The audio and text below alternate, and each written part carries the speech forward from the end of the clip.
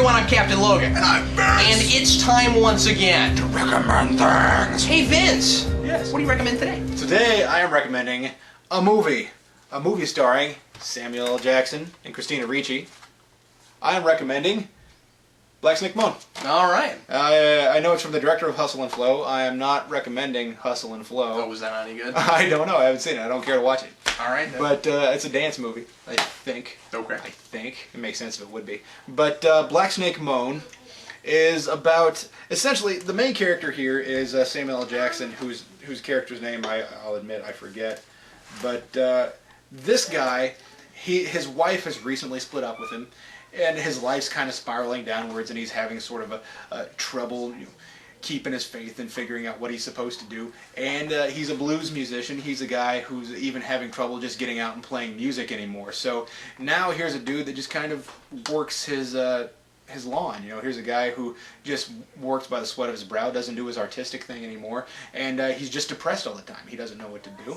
And I find stories fascinating about people who used to be really well known and famous, and that was their life, and then now they're like by themselves and no one talks to them and they're not talked about. I find that kind of thing fascinating. And what's interesting about that is that you've kind of hit the nail on the head, but it's about a guy who's like locally famous as opposed to internationally or nationally. So oh, I see. Okay. He used to be a staple of the town. He used to be a guy that would go and play that. Is this a real? Is this like a real life story I sort of don't thing, think or is it just so. its own thing? It's its own thing. Okay, cool. I'm fairly certain this isn't about an actual person, but and Samuel L. Jackson's character becomes a little psychologically unsound at some point here, and we also follow Christina Ricci's character, who is. Sounds like he was perfectly cast. Yeah. Christina Ricci's character is a person who doesn't know what's good for her. She is kind of a tramp.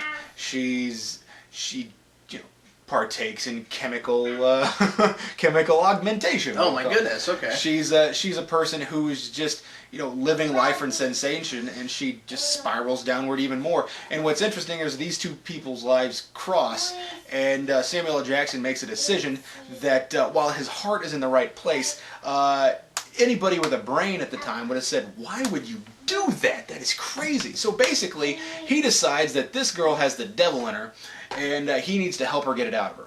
And he chains this girl up in his place. My goodness. And that's what happens with most of the movie, is they're these two people sort of mentally deranged or a little bit damaged, and we're seeing a guy who's trying to keep his faith by doing something that's kind of unchristian. A little heavy. And it's a heavy, it's a dark movie. You get some decent blues. You get to hear Samuel L. Jackson sing. Is he good? He's okay. Oh, okay. It has a terrific soundtrack. The Black Keys are in it. Well, not necessarily in it, but they're part of the soundtrack.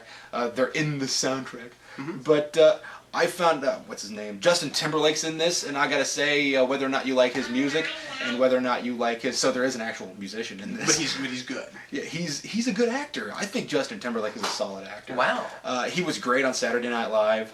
He's good in this. He doesn't necessarily play the big suave playboy that you think a pop musician would. Here's a guy who is sort of damaged as well. Everybody in this movie is sick, and they need help. And the one person that can supply it is crazy. At least not extremely crazy, but his life is such that it's not conducive to a person who's, well, he has troubles.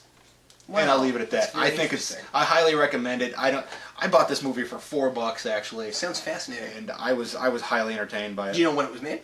I think it was 2007. So recent. Yeah. I was gonna say 2006, but yeah, 2007. Okay. What you got to recommend today, Cap? Great, that sounds really fascinating. Yeah.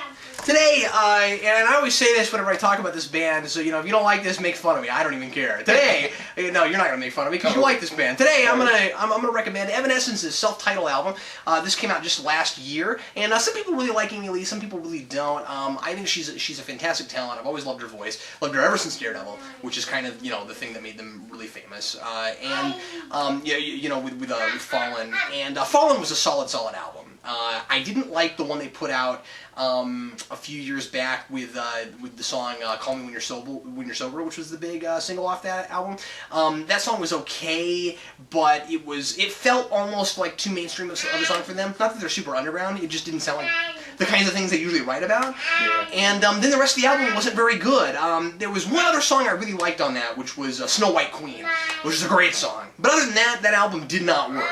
This is great. I don't think they had one other album I never heard. But this sounds like Fallen, and not in the way where like they're repeating themselves. It's just they're back to that sound again, if that makes any sense. And I actually like taking this album, mixing it with Fallen, putting it on random, and listening to that together. It's that it fits that well with that album.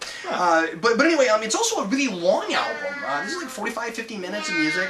And it all goes really well together. It's an album, and I know we don't really talk about albums as much anymore these days because so much is like singular songs, and people don't like to buy things on CD as much anymore. So people do a lot of downloading single songs. iTunes and such.